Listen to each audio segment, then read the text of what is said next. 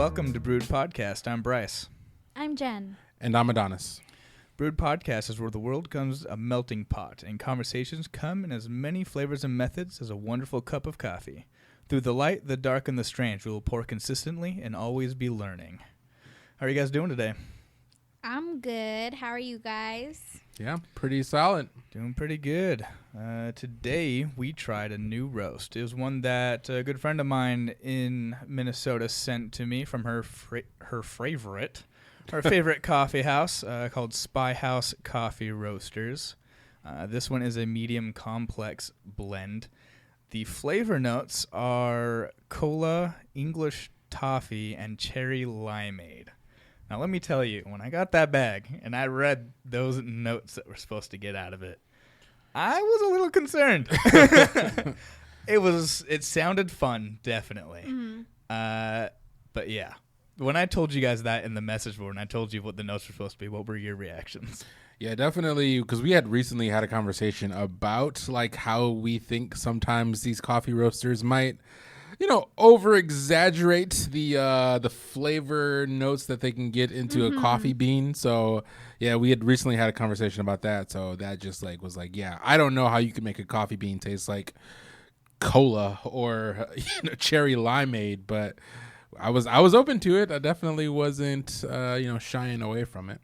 Yeah, we were all trying to see if we could even taste one of those things. Yeah. Definitely very fruity, so we kind of got that cherry. It's interesting that you keep saying fruity because that's not the word I don't know what word I would use because I'm still trying to figure it out, but I don't feel like fruity is. I thought it was word. Fruity and sour.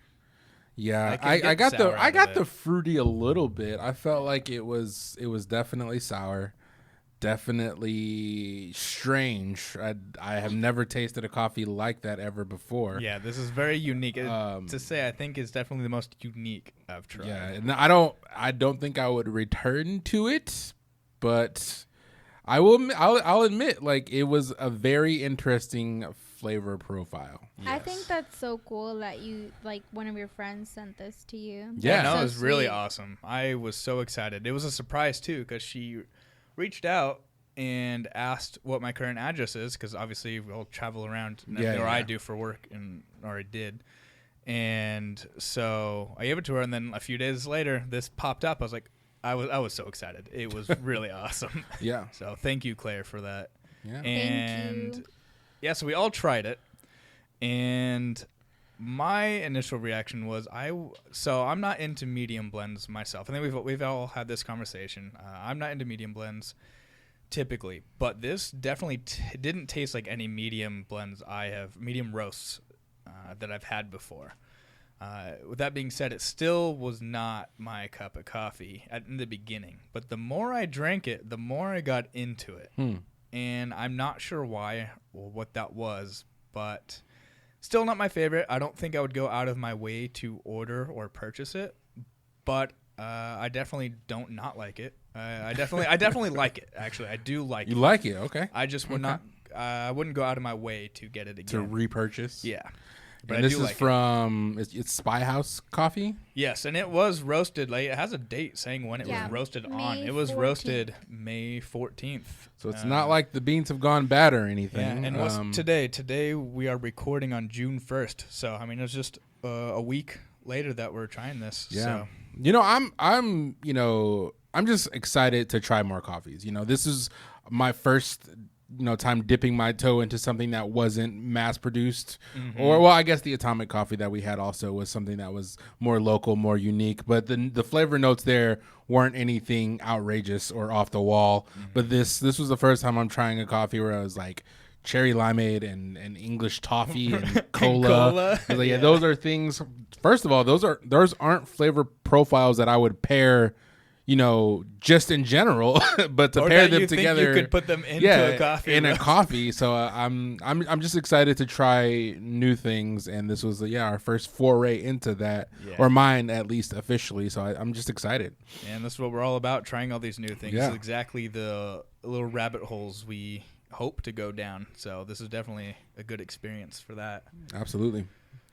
Jen, I don't think you were a fan of it at all, right? From beginning to end. Sorry. From beginning to halfway down the first cup. It gets a 2 out of 10 from me. 2 out of 10. But hey, at least you could taste the difference because you've said a lot that you can't taste the difference in a lot of coffees. So that's true. Yeah. It's definitely really different for me. And then I tried adding. You said caramel. Yeah, it was caramel almond milk creamer. Yeah. Oh, okay.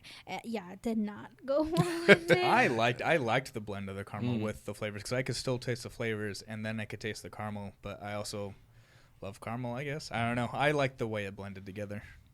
Maybe I should have added some sugar. Maybe some sweetness would have brought out some of those other flavors. But we're gonna try these things, guys. We're gonna try them, and we're gonna play with our taste buds, and we're gonna, see if we can find a way to enjoy them. Mm-hmm. Yep. If you have any suggestions for local shops here too, I would love to hear that so that I could go get some bags. Absolutely, for sure. Here is Phoenix, Arizona. Yeah.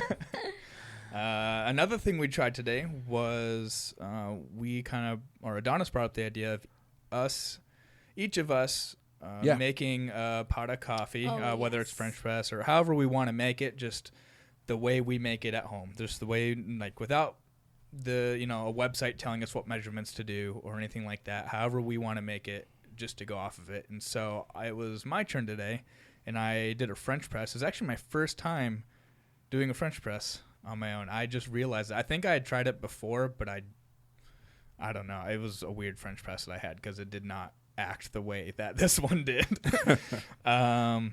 And I think it turned out pretty well. I just did it visually pretty much for everything. So, it worked out. So. Yeah, I didn't have a problem with the way the coffee was prepared. I think my issue was with the actual bean. And I can tell that from you can taste more water or more coffee, or you can taste the smoothness or whatever. And then so with yours, it was it was fine the way it was made. Yes. I'll accept the word perfect. I don't mind that word being attributed to me. You'll have to try again with another coffee. Yeah, just to see. Yeah, we'll have to. The jury's still out on that one, but we'll see. What else do we have? We had the poll that we put up. Jen, if you want to go over that. Oh, yes. We put up a poll on our Instagram, and I asked if you guys preferred your coffee iced or hot. It turns out only one other person said that they liked it hot like you guys. So you guys lost. It was 30% hot, 70% iced. Yeah. Which is fine. I don't have an issue with iced coffee, but I'll reiterate what I said last time is that I think when I'm trying to enjoy coffee, I like to enjoy coffee in a hot setting. Mm-hmm. And if I just need it to get through the day or if I need to drink it really quick, obviously ice is going to be the way to go. But I don't ever think about rushing through my day. I'm trying to enjoy my day. I'm trying to sit down, watch some TV, drinking a hot cup of coffee, getting my day off to a great start. That's how I want to drink coffee. But it's cool. 70% of you are wrong, but that's fine. It's just not a right or wrong poll, but if there was a wrong side. A lot of people I know get into coffee because they need it for school. And that's the only reason they start really getting into coffee. That's what I've noticed. So, do you think there's a big percentage of people who drink Starbucks and Dutch Bros and things like that because it's sort of the popular thing to do, to hang out at? That or is it Instagrammable? Can I post a picture of my coffee? Because you can you work at a coffee shop. How many people come through and get something that's not even remotely coffee related, but they'll spend $5 or $6 on it? Oh, yeah. I see that all the time. Even with my sister, she goes to Dutch Bros a lot. She doesn't like coffee. She'll get their energy drinks or their sodas, stuff like that. Yeah. So I think it's just getting ice cream. It's not as expensive as getting a meal and you're going out with your friends and it's like a social thing. Uh-huh. Yeah. Yeah. And also the Dutch Bros people, like if you're ever feeling down and you want someone to cheer you up, I say you They go will talk your ear off. Yeah. Forever. I think it's fun. I think like it's fun them. and bubbly. That's Adonis disagree. does not. I think Adonis that's the one says, thing I like get about out of Dutch my Brothers. car. Yeah. I just don't understand. Adonis just wants to get in and get out. He just wants think his it's because coffee. I hate because I know they're not doing it because they want to do it. Like I know. Disagree though. I feel like you have to have that personality to be able to do that. I don't ever feel like Nobody's that on all the time. Like I've never gone to it. I haven't been a ton, but I know that every time I've been, they've been super upbeat and chipper and just so happy. No one's that happy all the time. I call baloney. Even the happiest person in the world isn't happy all day, especially if you're at work. Are you kidding me? You tell me you're out there in 100-degree temperatures. That's usually when I'm the most happy though, because it's almost a coping mechanism. So then why would they be faking it? Then do they get paid No, twice? because that's what they have to do. I feel like I'm more happy and No. eccentric at any job I've ever had than I am in my day-to-day, but there's not a big difference. I'm still pretty I was eccentric. gonna say you do something you want to do. I don't think it's many of these employees' dream jobs is working at a coffee shop. But Maybe. you guys can believe the Wow, facade Adonis if you is being want a to. hater right now. I am being a realist, people. Come to me when you want the truth. Still on the coffee talks, but moving on. Yes. I did say that we were going to have mushroom coffee talk, or that we were going to try to have mushroom coffee talk for June 2nd. And he's a liar. That's not going to happen. I am still pulling out more facts. There's a lot of stuff on this, guys. There's just so many to choose from that we're still trying to figure out what we want to try. And also, I think the shipping time will take a couple weeks. So, you guys want to get a refill on some coffee and jump back into our segment or into our main topic? Yeah, sounds good.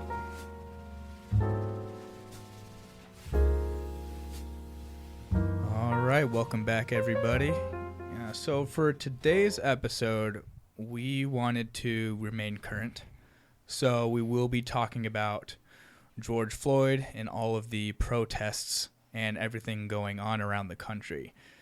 We don't have anything specific we're going to be talking about. We just felt it was really important for today's episode to just simply talk about it, to make sure that we're still putting a voice out there for George Floyd and for all of the protesting going on. As I'm sure everyone has seen posts on social media and all that kind of stuff, like it's still good to talk about it. And since this is current news, and current as in we're even right now as we're recording, we're in the middle of new things are going to be popping up as we're talking that we probably won't keep up with. So we wanted to give you a time and date that we're recording this to let you know when our information is based off of and what we're doing. So right now it is June 1st, Monday, June 1st, 2020, of course, and it is 2:26 p.m. Pacific Standard Time. Again, 2:26 Pacific Standard Time, June 1st. So, I mean, I guess the most important place to start is, this all the protests started with this. I actually don't know the date this occurred. I just know something happened with George Floyd. Was it Monday last week? I think that's what I've been reading. Was it? I actually don't know. I started hearing everything Wednesday last week, and then that's kind of when it blew up. You guys said that's when the protest started, right? I believe the protest in Thursday? Minneapolis started Wednesday night. Oh, Wednesday day or Wednesday night. I believe is one that started in Minneapolis. I started watching live feeds on Thursday night. Mm-hmm. I believe I was scrolling through Facebook and I was seeing a bunch of links and stuff, and then all of a sudden I saw a particular person from Minneapolis or in Minneapolis doing a live feed, and I threw him on, and it just happened to be a great raw objective live feed. He wasn't doing a whole lot of unnecessary commentary. He was just stating what was happening, trying to keep us informed, and he just had hours. Like, he was going nonstop. He had already been going, I think, 3 or 4 hours when I jumped on at 9 p.m. Pacific Standard Time, and he just kept going throughout the whole night until 5 a.m. I'm not sure what time zone Minneapolis is in, but I know it's 2 hours ahead of Pacific Standard Time. And he was going until 5 a.m. their time, which was 3 a.m. PST. So that was crazy. And he did that each night. He kept going out there. And even during the days, he would just get a few hours of sleep and keep going to keep all the recording up to date. So I was watching him as Andrew Mercado. Last name is M as in Mary, ERCADO. So I was kind of bouncing between him and Unicorn Riot, who was also recording Minneapolis. Just so we have the information, he was killed on the 25th, so that was last Monday. Okay. So a full week ago from today. Okay.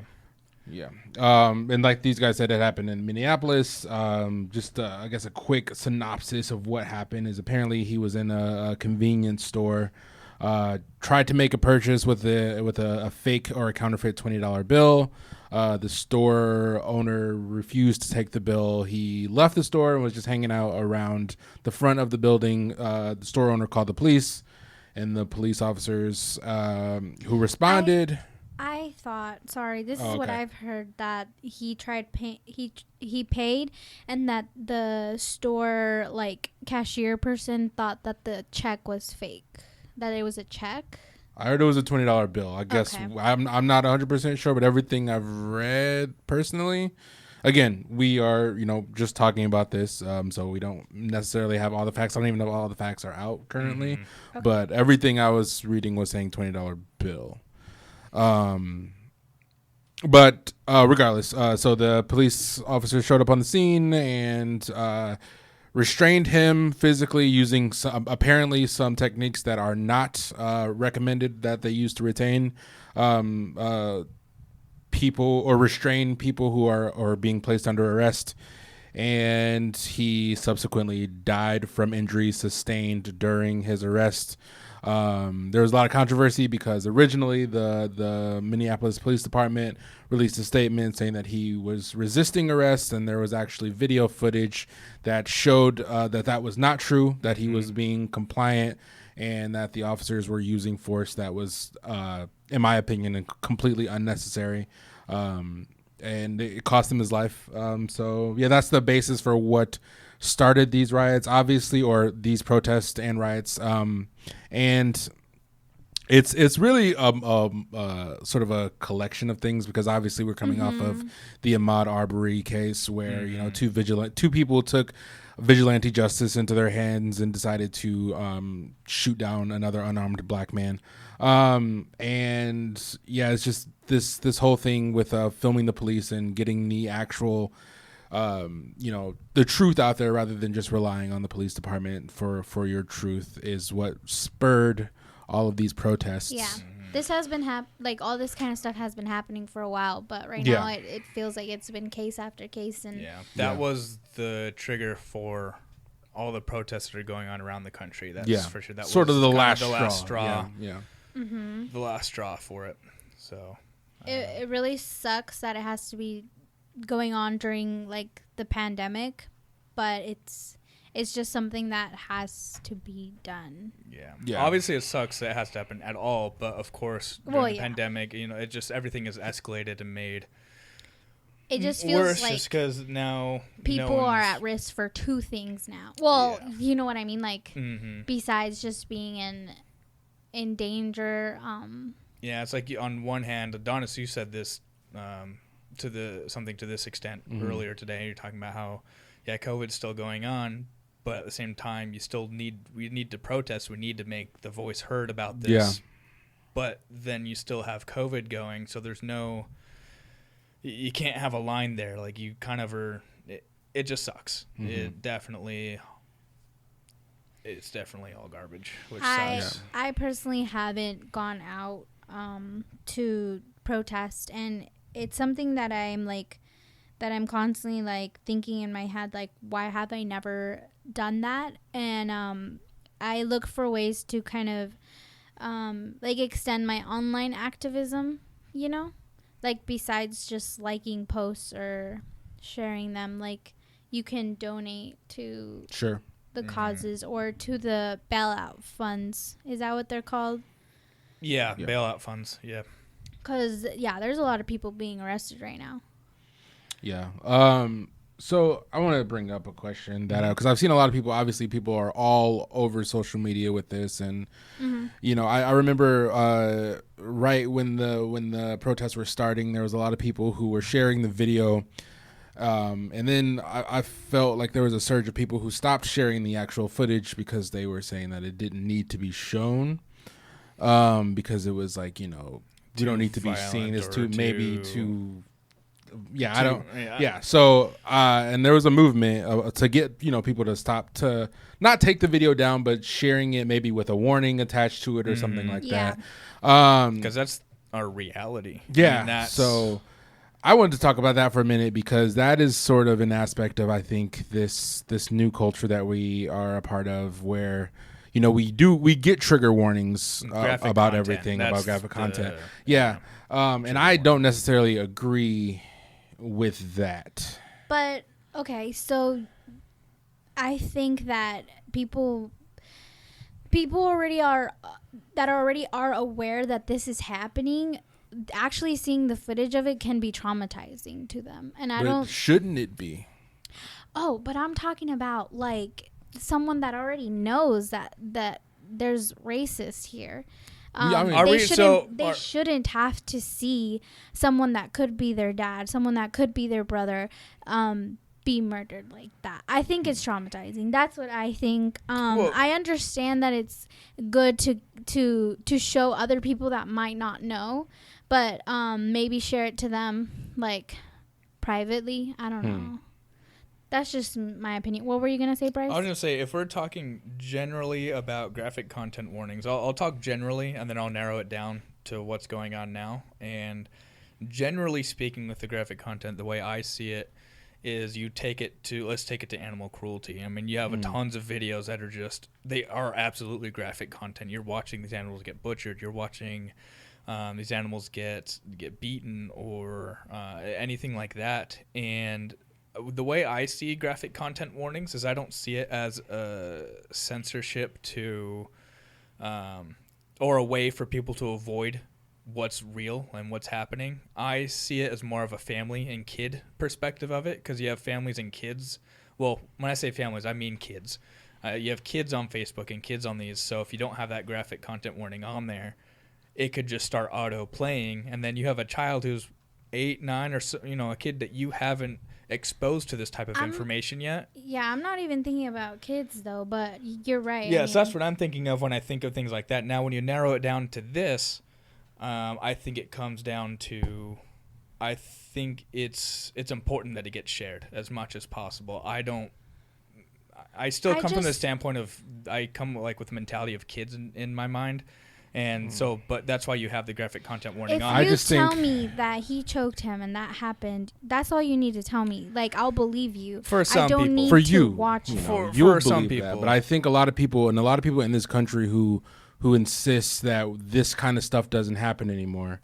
I think that is like, it for shouldn't me, be taken down, because your original question was about it being taken down in general, right? It wasn't. Well, I think I look back at the situation with Emmett Till that happened in the 60s, where this young kid, 14-year-old, was beaten to death, lynched and drowned, and his mom at the funeral was like, no, we're not having a closed casket funeral, we're having an open casket, because I want everyone to see what they did to my child. I don't think you should turn away. If you start watching something like that and then you turn away from it, and then you become the same person who doesn't think it exists, I don't think it should be something that you turn away from. Yeah, so I see it as an opportunity. I understand that. I'm saying that it's something that should be seen, because people need to see what's happening. We don't need to be censored from what's happening. We need to see the fact that they killed this man for no reason. And I don't think it's effective to censor that, or to say, I'm not going to show the actual video, because they did it. They did it on camera. And the video footage is what caused there to be action. There was no video footage, there wouldn't be any action that would have been taken. So I just think it's important to see things like that, because real life isn't censored, Right. Like there is no censorship in real life. You can't, click past the post in real life. So I just don't see the benefit of censoring something that is real life. It's not like this is a movie where the director decided to make some overly gory scene. This is real life. This actually happened. So I personally think that everyone needs to see it. Whether if it's a child, you need to monitor what your kids have access to on the internet. So they shouldn't, if they're too young to be seeing this happen, to someone, you should probably have more control over what they view on the internet. I've never been a fan of censorship in situations like this. I totally get what you're saying, but maybe if there was a trigger warning, so somebody that did want to see it can. But I just think it's really harmful for like people's mental health, like people that like. I'm talking about people being like affected by it. But like, I mean, my argument is that you should be affected by it. You should see this, and it should enrage you. Yeah, there's But different types of trauma. There's different types of trauma out there, and I believe this is a type of traumatic imagery that is important to have in your system. It's important to everyone that I have communication with. They don't. Like all of us are fighting for like black rights, you know what I mean? And none of us like I personally don't click on the videos, but like I have a friend and it's like a lot for her going on right now. You have to learn how to take care of yourself too, because if you're black and you're seeing all these videos, I just think it can be harmful. And I understand like spreading it to white people who have never seen this or don't believe it, but I think like one person said that back in the day, like they used to lynch someone and all like the people that wanted to see would be out there, like if it was like entertainment for them. Like to them it's not, they can't make that connection of like it being their like. So what's stopping them? So you're saying that the video should be shared to people who don't necessarily see that as a problem. That the info should be shared, but I feel like the actual like anti-black violence should be blocked because I disagree with that. But I mean, as a black man, I know every time I see something like that, it pisses me off. Yeah, and I need you're that. You're gonna watch the whole video? Absolutely, yeah, because that is what happened to my brother. To I need to see that because I need to know what I'm fighting for. A description of it isn't gonna be visceral enough for me to look at and be like, this is something I need. So the more that I see it, the angrier I get, and I think the anger. You know, we're going to talk about the riots and the protests and stuff that's happened, but I think anger is the response that we need right now. Because if you're worried about people overreacting or not overreacting, but having that trauma from it, that's an emotion they get out of it. Then that's something they need to deal with. But that's more power to the statement of what's happening in that video. If that makes you feel a certain way, then you have to process that yourself and figure out what that means. You have to figure out what that feeling inside of you that you're watching this means and how do you utilize that. Because they're doing this to you. Regardless of whether you see the video or not, it's happening to you. So you need to figure out ways to deal with that trauma if you're having some kind of, a reaction to it that you don't think is helpful to your mental health or whatever. Yeah. Then you need to figure out a way to process that. I've just been the kind to like, if I'm gonna share images of something horrible that happened to someone, I'm sharing like the images of them like during life. And like, I guess you guys don't agree with that, but that's what I like to share. I think there's a time for that, and I understand that, celebrating that person's life. But I think right now, in the situation where we need action to be taken, the more effective forms of that are going to be the images that make you mad, not the images that make you. And again, we're going to talk about this vaccine kumbaya. Mad. I've already seen tons of videos, and I don't want to see. That's fine. More. I think it's important to see them, but that's just my opinion. I think it's important to watch what they do to people. I think it's important to see it in its full raw form because that they did it. I don't want to sound like I'm trying to block it. Like I totally understand what's happening. I'm not trying to like say, "Oh, it's not happening." Like, does that make sense? Yeah, no, I don't think you're taking that stance at all. Like to me, we're just talking about the videos, and that's if they should be shared or not. That's all we're talking about. Yeah. So we definitely don't think you're taking that stance at all. No. Okay, good. Yeah. No. Because, I'm not trying to, like, ignore it at all. Like, I understand what's happening. I just personally, you're just talking about the fine line between what in like, videos are important. It's the fine line between, like, mental health and what's important to see. Like I totally understand what you guys are saying. I just think, personally, I feel wrong, like, sharing it's kind of like the argument, like, what traumas are important to experience and what traumas are not. Because that's a whole different argument and talk, because I think there are certain I think there's a whole spectrum of traumas, and there's certain traumas that are important to experience or to traumatic deal with, emotions, yeah. emotions to that process are important through. to process. Yeah, you need to like some things you need to witness experience this, yeah. as a human being. I totally agree. So I think that's more where the conversation would lead to. But no, I totally understand what you're saying. Do you think that someone who has never like thought about these kind of things, these kind of issues, will look at it and change right away? No. Or do you think? Yeah, I think no, but they always make excuses for it. Well, that, and I also don't think.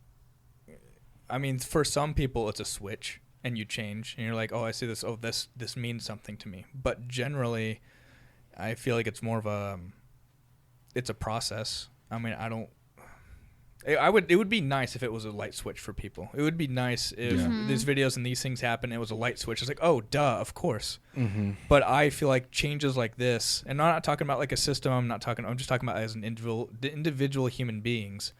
Any type of kind of big change of mentality or process in your mind, it just takes time, and it takes deliberate effort because you're going to have those same thoughts, but it's not about if you have the same thoughts after you see something. It's about what you do with those same thoughts afterwards and how you handle them. It's like, oh, I'm having the same thoughts I did after watching this video as I did before, but now I'm going to tackle these thoughts and be like, no, that's not right for me to think that way. Mm-hmm. Or this doesn't feel right. What doesn't feel right about this? And then that's the process it takes, because you have all these synapses in your brain, and you're wired a certain way over time just by nature and nurture. And you don't just light switch those away. Mm-hmm. Like, you're going to have those preconditioned thoughts in your brain, and it's about tackling those preconditioned thoughts every minute, every day. Okay, now I have a question for you guys. Because Adonis, you've been watching actual TV a lot, right? Yeah. Actual TV. As opposed to like just being on online, social media. I've mostly been trying to get a lot of info. I think Instagram helps a lot because there's like direct resources on there, and it just makes it so easy to like look all those things up, and then you have other friends sharing them, and then you get more educated that way. That's how I see it. And then Bryce, you've been watching like the actual feeds and stuff. But how much of a difference do you think social media makes, or like what do you notice like when you're watching the news as opposed to like watching a video someone makes online with their own narrative? Does that make sense? I personally think that you need both. I think that obviously the mainstream media, news outlets like CNN, MSNBC, even Fox News have their place in situations like these, because those are the mediums for news, and you can disagree with me all you want on this, but they have to hold themselves to some sort of standard. They can't just put out information without facts and figures and stats to back that information up. I think social media, you can get away with a lot more than you can get away with mainstream media. And I know a lot of you are like yelling at me right now, but I do think that there is some accountability for those credible news sources. They have to do at least some sort of research. Anybody can get on Instagram or Facebook or Twitter and make a meme or make a graphic and share it. So I think it's important to keep track of what's actually going on. And also, when you're following people on social media, you're getting filtered news more so than if you're strictly watching CNN or Fox News. You're getting the news and the information that people are choosing to record, or maybe it's not about their choice, but it could be what they're choosing to record, or all that they're able to. And record. You're all like-minded people. You're not going to be, for the most part, you're not going to be friends with someone who you have moral disagreements with. So you're only getting. In this situation is a little bit different, because I feel like there is a more clear-cut definition of what's right and what's wrong. I haven't seen anybody defending these officers that killed George Floyd. I haven't seen anybody. It's mostly been about the response. Like the naysayers have been talking about the response to the murder. I haven't seen anybody criticizing, calling those cops murderers or wanting them fired or wanting them prosecuted. So it's a little bit different in that sense. But I do think that if you are just being inundated with, people who think exactly like you do, you limit the amount of information that you're going to get. And I think that's dangerous. So do you think that the news that you're watching has a good, non-bias? No, I think it's biased, but I think there's more accountability because, again, they have to provide facts and figures. Otherwise, someone's going to call them out on their BS coverage, right? Mm-hmm. If I try to call somebody out for a BS post on Instagram, all of their fans and friends are going to come and destroy me and take away my opinion. But those news sources, they have to be credible to some degree. And I know that they're biased in some way, shape, or form, but I do think that they have to provide facts and figures. And like I was telling these guys earlier, what I've been seeing mostly on CNN and MSNBC is literally just people, reporters on the scene, reporting from the scene. Like there hasn't been a lot of these roundtable discussions talking about what this means and talking about what's going on. It's mostly been camera crews on the ground. Yeah. So I think that there's less opportunity for them to control the narrative in this situation. But I personally, and I've seen a lot of it on social media, everybody's sharing everything, and that's important. That's a very important part of the fight. But it's not the only part of the fight. I've been seeing a lot of if you remain silent, you're a part of the problem. And that is absolutely true. But I urge people not to think that by sharing something on Instagram or Facebook that's enough. That is not enough. That is anybody anywhere can share a post, and 9 times out of 10, someone's probably just going to click right past it or scroll right through it. So you need to do more. Sharing posts online is not enough in this situation. Ask any of the protesters out right now. People should do, because neither of us went to go. Before you answer that, I have a question on. Okay. Well, it goes along with yours. It supplements yours actually, but I've seen some posts that say pretty much what you just said, and also saying if you don't know where to donate, if you don't know what to do, yes, they share links, but also they say, then simply educate yourselves. Absolutely. If all you're going to do is sit in your home and you just don't feel safe going out to the protests, or you don't know what it means to go out to a protest, here is a list of books. Yes. Start reading the history. Start reading all these books. Not even that. You have a supercomputer in your fucking pocket. That too. Just everything you could possibly need to know about the world is in your pocket. Use it. Don't just share something and be well, I'm done. Racism is over. You need to educate yourself. Donate your time and your money if you can, but educate yourself. Educate people who are around you. Talk to people. What do you think? Actually have conversations. I think I'm just asking a bunch of questions. I'm sorry. I don't even know what this is about. Yeah.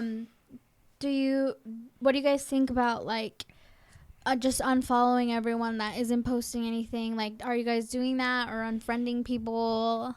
Because I know I asked, kind of talked about it before. I put a message out there because I've been seeing a few of my friends on both ends. Actually, it's been more about if you disagree with the protest, then unfriend me. Mm-hmm. But there have also been people who have been well, if you think all cops are bad, unfriend me. If you think rioting is going to solve anything, unfriend me. So there's been on both sides those types of and I'm not that kind of person. I feel like that's something, especially if I know you, I would much rather try to have a conversation with you about what's going on rather than just unfriending you. If I want to be friends with you, I mean, I have about 500 friends on Facebook. Obviously, I don't have 500 friends in real life, so I just, a lot of those people are people that I don't really ever communicate with, and I was just I don't know, but to me, it takes too much effort to go through and unfriend everybody who is saying this stupid stuff. So I think.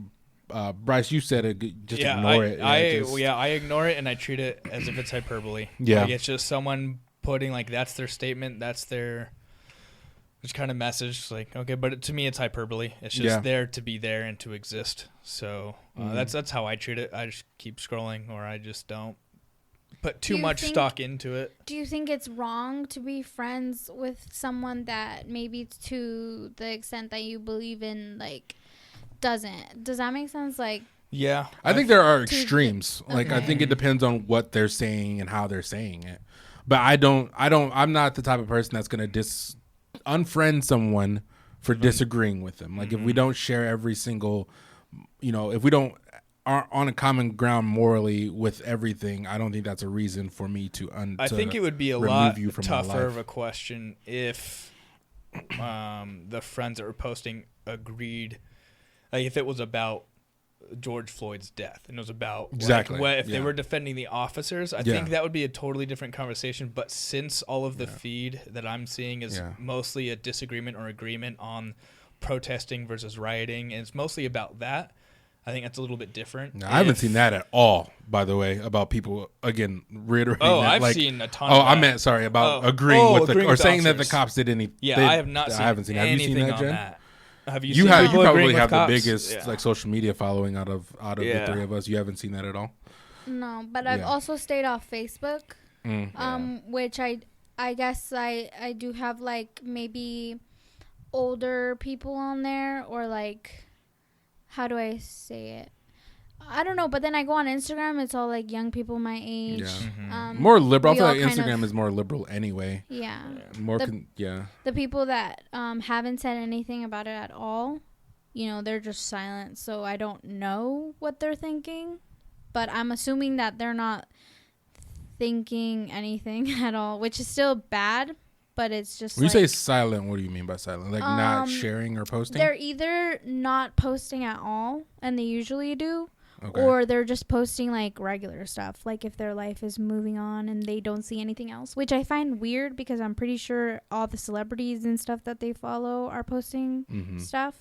Yeah. So they're not like living under a rock. They're literally just trying to ignore it, and I don't really like that. But do you think that's what it is, though? I think it might be they don't know what words to say yet. Like maybe these are people that don't want to just be part of the people sharing information because they think it's going to be construed wrong, incorrectly. Like maybe it might be put into that population. Do you guys think I'm too harsh then? Like, do you think I'm too one-sided? I think that, well, I don't know. I think you react, but I don't think you're too. I think you might assume a little too much about what people, what's going on in people's lives. It's so easy to at least share your stance, like. But I think a lot of people could be like, I think a lot of people could be like, what is that going to do for the movement? Yeah. If all my friends are posting what I'm about to post, what is that doing? For instance, I was just telling Adonis about my brother's post earlier, and my brother I haven't seen a peep out of him from all of this, but I have seen from other family members or friends and things. But I also know my brother, and I know that he's trying to get his thoughts together. He's trying to think of what the right words are to say. He's trying to gather as much information as possible. I know he was probably watching everything he could be watching. And when he did put a post out, it was a really strong, powerful post that I enjoyed reading. Enjoy is the wrong word, but I got a lot out of reading it. And so that's how I think of people in general. So when I think of something like that, I know people are just trying to think and get their thoughts straight and figure out what their place in all of this is. For example, I'm going to bring up an example. We were just talking earlier about someone who you recently unfriended because of their political stances on stuff, right? Obviously, I'm not going to say the name, but that person posted something on Instagram that is the generic post that I've been seeing, like, I'm not black, but I stand with you. I'm not black, but I fight for you. They posted that. So, really? Yeah, so that person who we probably know probably doesn't actually believe that, shared that on social media, and it's probably like, well, I'm covered now. Like, I don't have to worry about anybody thinking there's that side of I'm it too. Racist, So that's what I mean by like anybody can share a post. That makes me want to throw up. Well, but that's why it's hard to have assumptive thoughts like that. Yeah, if he could be that way. But you know what I'm gonna say? I'm gonna say that I actually don't think he's a bad person. No, yeah, I don't think he's a bad person. I just unfollowed because I thought he was associated with someone that because I feel like I've talked to him before, and I don't necessarily think that he like believes what his friend believes, but I could tell that his friend was not someone I wanted to see on my feed, so I just unfollowed, even though he probably won't post another picture with him. I just didn't want to see it. I think I was just mad that day, but that's what I was saying. I think you just are more reactionary than anything, but you act right away, which is like fine, that's you just need your that personality. You need that passion. Like every movement needs those people who are going to that's be an passionate activist personality, and there's nothing wrong with it. It's just a matter of making sure you have your thoughts straight as you're doing it. But if you If that's what you believe in, that's what I would just say not to put so much stock into that and only that. Okay. For me, like I get you. Yeah, I know that some posts are like really generic. Like they're just what's dangerous, I think, about going too deep into that mindset is a high horse mentality. I feel like there's a line at some point. What does that mean? Just if you're just basing information off of a post, if you react off of a post and say, oh, this thing defines that person, but I have my morals as black and white and I have them in a set spot, well, I'm right, this person is wrong, and you just immediately scratch them out of your life. Like they're gone. There's no talk, there's no conversation. It's just it's a right and wrong scenario, and I'm right and this person's wrong. Like then it turns into that, and sometimes now I feel a little scared to like ask someone or like to message them. Because I feel like a lot of people think that you're ready to debate them or get into a fight, and all I want to do is just talk. Like tell me your side and I'll tell you my side. But I get scared that people are just gonna try to fight me right away. So I'd rather just delete them because I don't really gain anything. But you would do that to people who you might not be friends with in real life, right? I feel like if someone who you thought was a friend was posting some ignorant shit online, you would take the time to be like, what the fuck are you doing? Yeah, if they were, yeah. But like I said, mostly a lot of people have stayed silent. So I'm wondering, like, when is the right time to, like, ask them, hey, do you have an opinion about this? You know what I mean? And then if they don't care, then I don't really want to, like, talk to them again. Yeah. I mean, sure. I think I don't know if them not posting something online equates to them not caring. I guess because I see them post all the other days. But I feel like I would rather have somebody not say something about it rather than say something that's ill-informed. Speak rashly and ill-informed. Yeah, exactly. Like if you feel like you're not educated enough on the topic and you don't want to say anything, first of all, I'm not going to tell anybody how they should react to something as serious I'd rather as give it the this. benefit of the doubt and think that they're gathering information or they're trying to form their thoughts. Like that's how I prefer to think, because if I were to think the other way, I think I'd drive myself crazy with how dark the world is. Like, yeah, that's true. Yeah. But yeah, so let's go ahead and take a break real quick, get some more coffee. We'll come back and start talking further about the protests and the riots and our thoughts and all of that.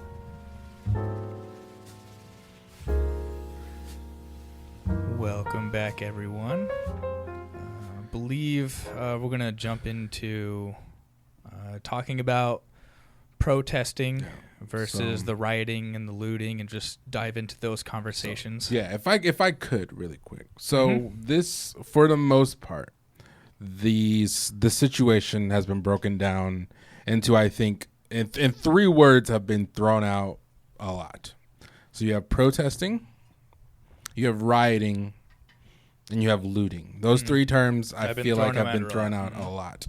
So of those 3 factors of what is happening, what's going on, I think there is clear evidence to all 3 of those existing and actually happening over these last few days. And I've seen, again, on social media, I've seen justifications for all 3. I've seen justifications for 1 of the 3. I've seen justifications for 0 of the 3. So of the 3 for you guys, what do you think is an appropriate response to what's been happening? All of them. Jen says all of them. Okay. You want to explain further or? Oh. Listen, I think people started out with a peaceful protest, and it's just not fair to have a bunch of cops there dressed up like they're scary robots from the future. Like, you know what I mean? Like, and so devil's advocate really quick. Okay. I don't necessarily agree with what I'm about to say, but what do you say to the people who are saying the cops that are there to keep the peace, to make sure things don't turn south? It just doesn't seem that way. It seems like they're there to show you their power, and I've seen them act. So I don't know. It's not fair to mace people and throw, what are they called? Gas. Tear gas. tear gas. Yeah. Flashbangs, Rubber tear bullets. gas, rubber bullets. Yeah, exactly. It just does not make sense when you compare it to other protests. It's Okay, like what about this one is especially like, ooh, it's dangerous because What about your thoughts on the looting and rioting?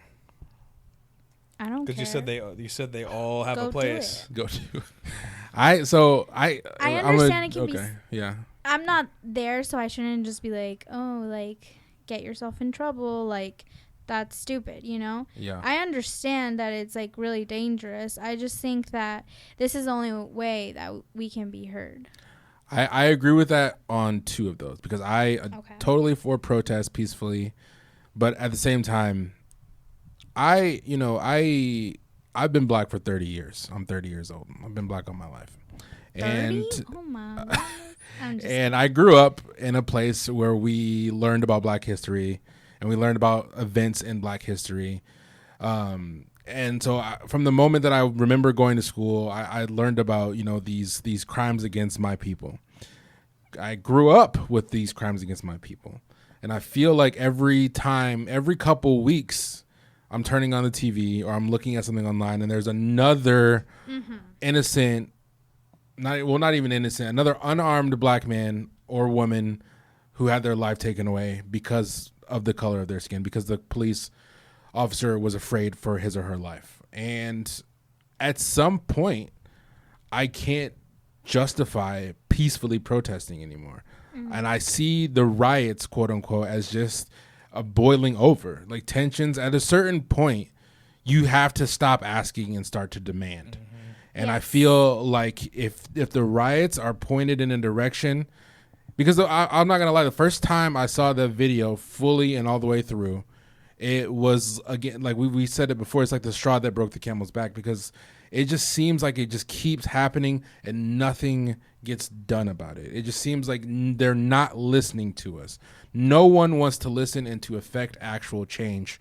So at a certain point, I can't demonize these rioters anymore because it's like you're fed up. We're fed up with this. It's asking doesn't get us anywhere. We go through this all the time and nothing ever changes.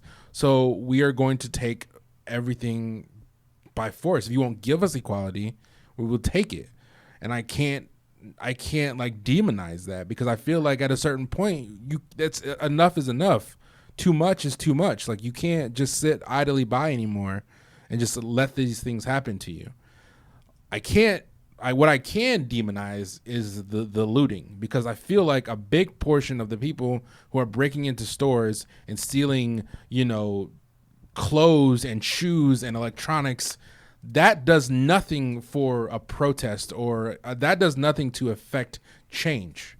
And I think a lot of the people who are doing that they don't care about protest or race equality. All they care about is what I can get for myself. Yeah, I get you. And I feel like a lot of those people are taking advantage of the situation. That's what brought it into the media, though, like the Target and everything. Like, then that gets it out there. Does that make sense? Even if people aren't doing it for the protest, I mean, what is that gonna do to Target? I don't think it has anything to do about damaging the brand of the store. I think it does more to damage the movement because now you have the naysayers and you have the people who want to keep black people oppressed saying, look at these animals. They can't have a protest without stealing things. That it just damages the idea of the movement over, and again, who's benefiting from this other than the people who are stealing?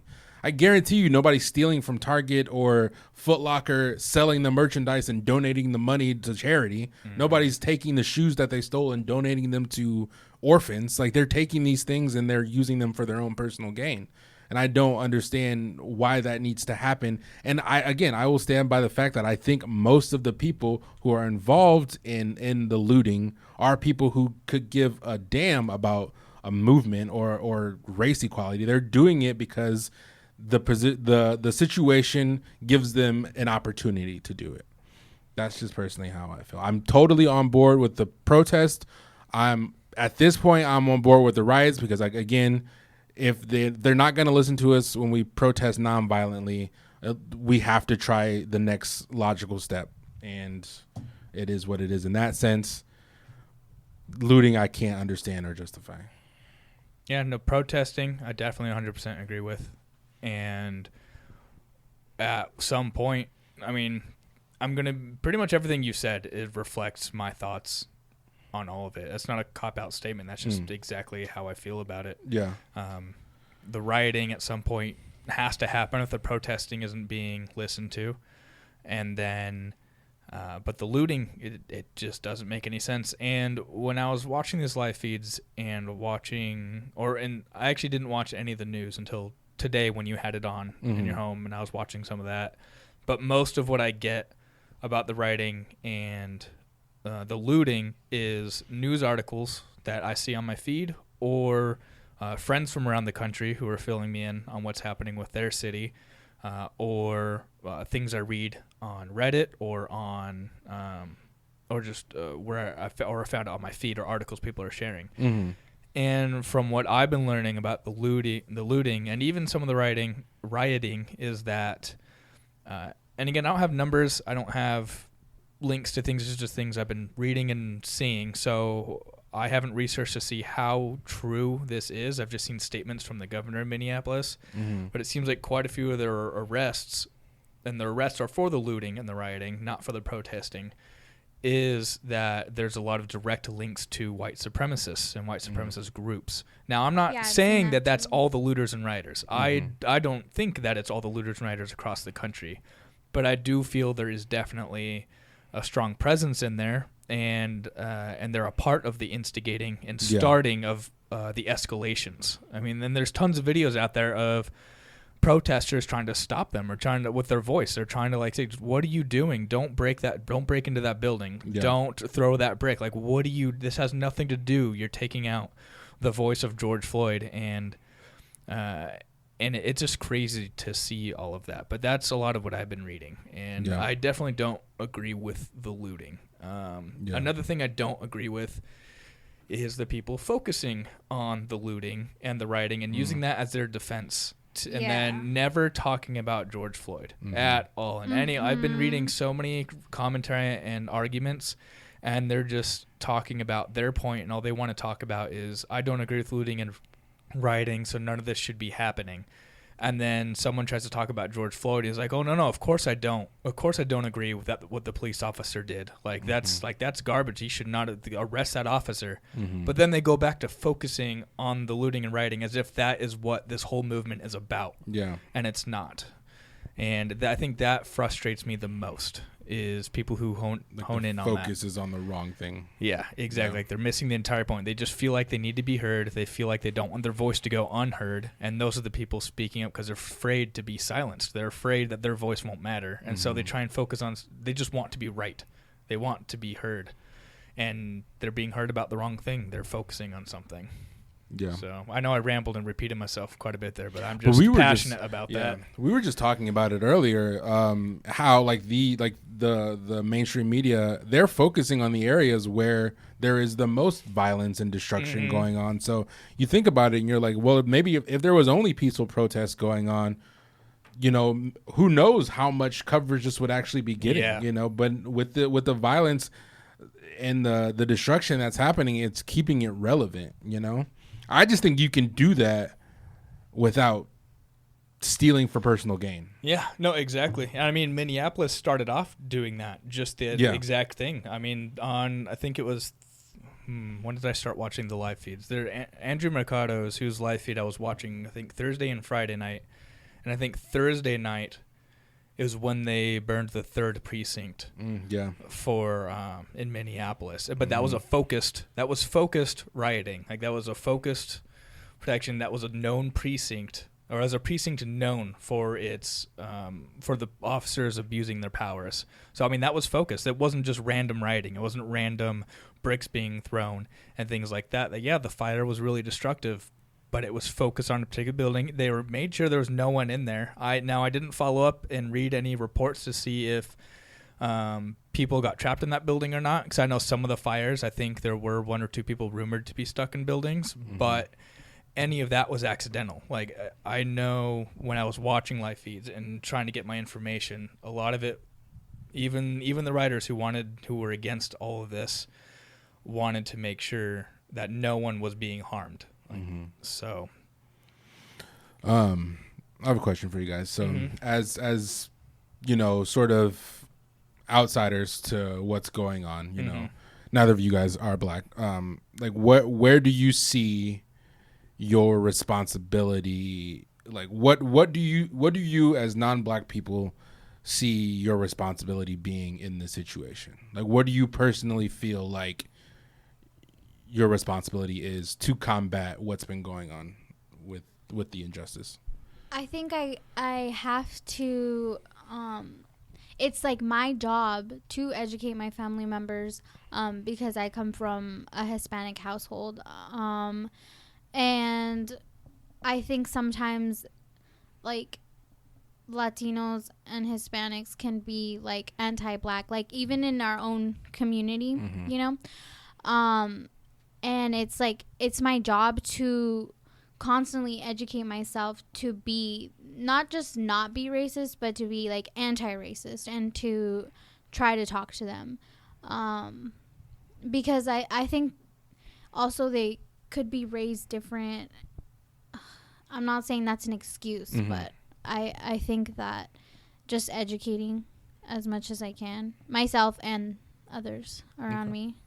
Yeah, I mean, I've been trying to figure out what my place is in this being white. I've been trying to figure out my place in this, and I've been reading a lot of posts saying, you know, just being not racist isn't enough, and just sharing information isn't enough, and lots of other posts like that. And I've been trying to figure out like what I can do. So I thought, well, I needed to go to these. If I'm not going to these protests, I can't then later say that I acted on anything, or I can't later say I, you know, hashtag I was with you type of thing. And so I've been trying to learn what that means. And there's definitely a lot of posts I've been seeing and comments by people I know that I wish I could learn how to bridge from what they're trying to argue and what they're trying to talk about to how to be part of the anti-racist movement. And I figured out I didn't know how, because I have lots of feelings and I know where, like, morally where I stand, but I learned I don't have words for it. I don't know how to bridge that in words and actions. Or actions, yeah. Okay. So when I started seeing posts about educating yourself, I realized like that's what I need to do. I need to start reading all these books that people are listing out there, reading as much and exposing myself to as much of this live feed and as much of these protests as possible. And I might not have words right now. I might not be making posts, or I might not be sharing. I share some information about, you know, being safe and protesting and things like that. But I don't, right now my place is just to educate myself as best as possible. That's kind of where I'm at right now. Yeah, that's great. I think that it's important that the goals that you guys just said, or the things you feel like you can do in the situation, are important, and it's important that they're lasting goals and efforts, because I feel like probably until the day the revolution happens and until the day we eradicate racism, which probably won't ever happen, if I'm being totally honest, it starts from a very young age. It starts from the ground up. So as if we have people like you guys who are out there willing to help educate yourself and to help educate other people, I feel like we can create maybe a generation that's, you know, at least tolerant. And we talked about in a previous episode that may never be released, we've talked about tolerance being like something that we don't want to strive for. But for me, if it's tolerance over hate, I'll take tolerance all the time, you know? So if we can at least do that until we can work our way up to global acceptance, that's something, you know? And it makes it tough choices, guys. I know it's hard, but like if your mom or your granddad or uncle or aunt say something racist, like check them on it. Like I know it's tough, but you know, just questioning that motive for them might be super effective. So make the hard choice. You know, don't just sit by and let people say ignorant shit. Well, guys, I think that covered a lot. Yeah, it was a Definitely big covered conversation. a lot. Yeah. Thank you for listening to all of that. It's definitely important that we keep talking about these protests, keep talking about George Floyd and anti-racist movements, and we just keep talking about all of this. We're going to go for another refill of coffee, and we'll be back with Brewer's Choice.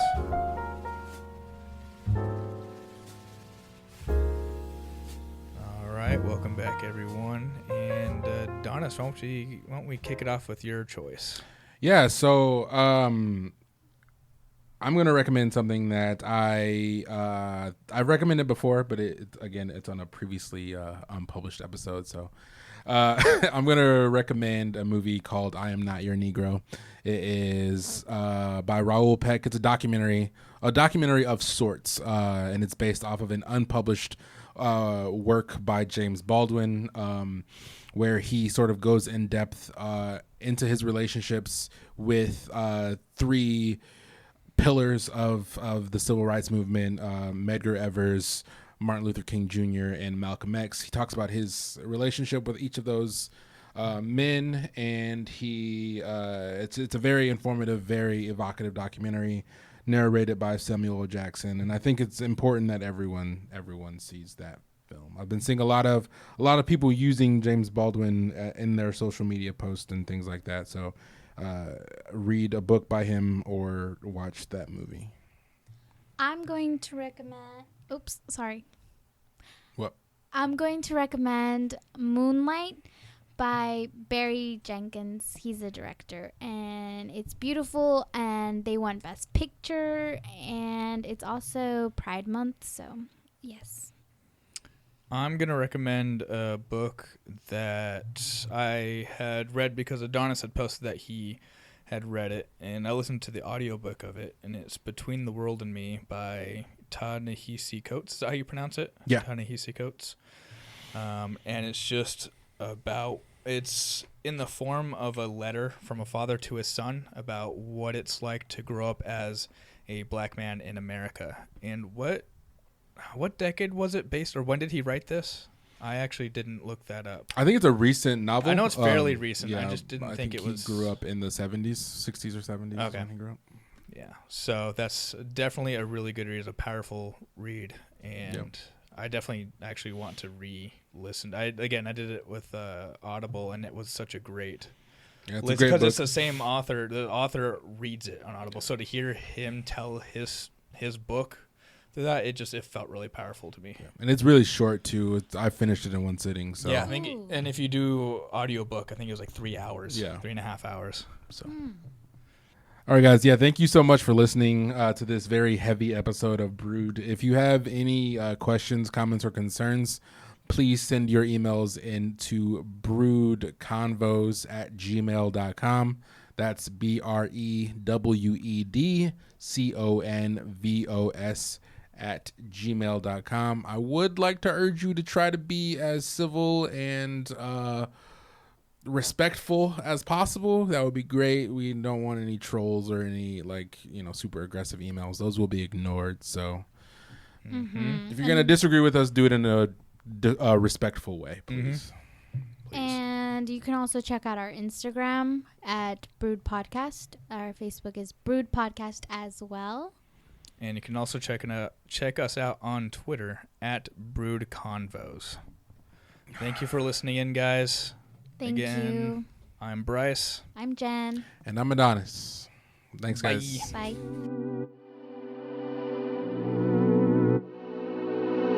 As you begin to develop and expand your skills and your talents and your vision of yourself, you will always be in control of your destiny. Brewed Podcast is recorded in Chandler, Arizona. Our producers are Bryce Gonzalez, Jennifer Montez, and Adonis Ship. Our intro music is Easy, produced by CJ Beats. Our outro music is Destiny, produced by James Berkeley. Our social media managers are Bryce Gonzalez and Jennifer Montez. Our editor is Adonis Ship.